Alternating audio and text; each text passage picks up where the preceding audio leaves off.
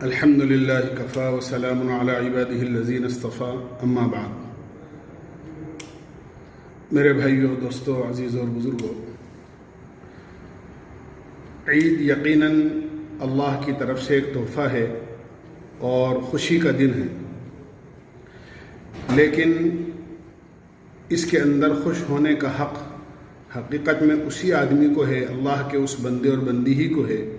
جس نے رمضان المبارک کی مبارک اور قیمتی گھڑیوں کے اندر اپنے آپ کو توبہ کر کے، استغفار کر کے، اپنے گناہوں سے اپنے آپ کو بالکل پاک کر لیا ہو اور آئندہ اپنی پوری زندگی اللہ کے احکامات اور آقا مدنی سرکار دو عالم صلی اللہ علیہ وسلم کی پیاری سنتوں کے مطابق گزارنے کا عہد کر لیا ہو۔ حقیقت میں عید منانے کا اور عید میں خوش ہونے کا حق اسی کو ہے، ورنہ ہمارے لیے اس سے زیادہ غم کی کوئی چیز نہیں ہوگی کہ رمضان المبارک ہم نے بہت اچھا گزارا، قرآن پڑھا، نماز پڑھی، تلاوت کی، اللہ کو یاد کیا، درود شریف کا اہتمام کیا، دعائیں مانگی، توبہ و استغفار کی، اور عید کے بعد اگر ان اعمال سے ہم محروم ہو گئے، ہم نے نمازیں چھوڑ دی، قرآن پڑھنا چھوڑ دیا، دعائیں مانگنی چھوڑ دی، تو عید سے زیادہ غم کا دن ہمارے لیے کوئی نہیں ہوگا۔ لیکن میں امید کرتا ہوں ہر مسلمان یقیناً اس بات کو سوچتا ہے اور اللہ سے اس بات کا عہد کرتا ہے کہ انشاءاللہ وہ اپنی زندگی بھی ایسی ہی گزارے گا جیسا کہ اس نے رمضان المبارک گزارے ہیں۔ جس طرح رمضان المبارک اچھے اعمال کے ساتھ گزارنے کے بعد آخری دن عید تحفے کی شکل میں اللہ کی طرف سے ملتی ہے، اگر آدمی کی پوری زندگی ایسی ہی ہو جائے جیسا کہ رمضان المبارک، تو اللہ تعالیٰ جو اس کی زندگی کا آخری دن ہوگا، اللہ اس کو ایسی خوشی عطا فرمائیں گے جیسے عید کی دن ہوتی ہے۔ عید تو دوسرے دن باسی ہو جاتی ہے، لیکن اچھی زندگی گزارنے کے بعد جب آخرت کی زندگی شروع ہوگی اور موت کا جو دن ہوگا، انشاءاللہ وہ خوشی ایسی میسر ہوگی کہ دن بدن اس خوشی کے اندر اضافہ ہی ہوتا چلا جائے گا۔ دوسری بات یہ ہے کہ عید یقیناً خوشی کا دن ہے، لیکن ہمیں اس میں بڑی ہدایات ہے۔ ہمیں قرآن و حدیث کے ذریعے سے اس بات کا حکم دیا گیا ہے کہ اگر کوئی تکلیف آئے تو ہم گھبرائیں نہیں، اور اگر کوئی خوشی میسر ہو تو ہم اترائیں نہیں، اعتدال اپنے اندر قائم رکھیں۔ لا تأسوا علی ما فاتکم ولا تفرحوا بما آتاکم، کہ اگر کوئی تکلیف آ جائے تو گھبراؤ مت، اور خوشی میسر ہو جائے تو اتراؤ مت۔ ہماری اس خوشی کے دن میں کسی بھی قسم کی جانی یا مالی کسی کو تکلیف پہنچانا یا اپنے جان و مال کو ضائع کرنا ایسا ہرگز نہیں ہوتا ہے۔ جیسے لوگ بعض مرتبہ اپنے مال کو پتنگ اڑا کر اپنے مال میں ہوا لگا دیتے ہیں،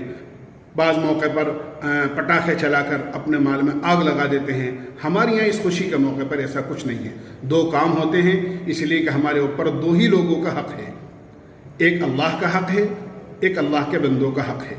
اللہ کا حق تو اس خوشی کے اندر عید کی نماز 2 رکعت نماز واجب پڑھ کے ادا کر دیا جاتا ہے۔ عید کے موقع پر چاہے عید الاضحیٰ ہو چاہے عید الفطر ہو، تمام مسلمان عید کی نماز ادا کرتے ہیں تاکہ اللہ کا اس عید کے شکریہ کے اندر شکرانہ ادا کرے۔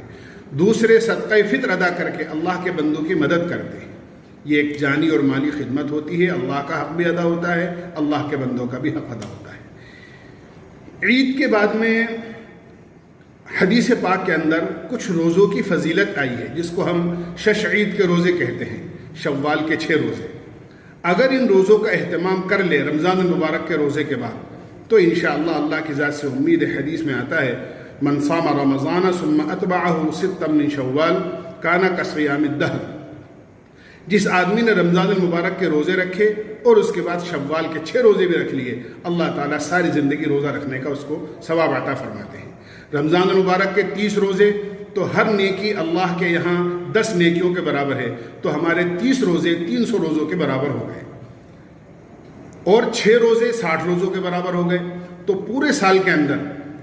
360 تقریباً کچھ کم و بیشی کے ساتھ میں اتنے ہی دن ہوتے ہیں۔ اگر کوئی آدمی رمضان المبارک کے ساتھ 6 روزوں کا اہتمام کر لے تو اللہ تعالیٰ ساری زندگی روزہ رکھنے کا ثواب اس کو عطا فرماتے ہیں۔ ان 6 روزوں کے سلسلے میں ہمیں اس بات کو دھیان رکھنا چاہیے، ایک تو یہ ضروری نہیں ہے کہ عید کے دوسرے دن سے ہی ان روزوں کو رکھا جائے۔ بعض لوگ سمجھتے ہیں کہ عید کے دوسرے دن سے ہی رکھنا چاہیے، ایسا نہیں ہے، بلکہ شوال کے مہینے میں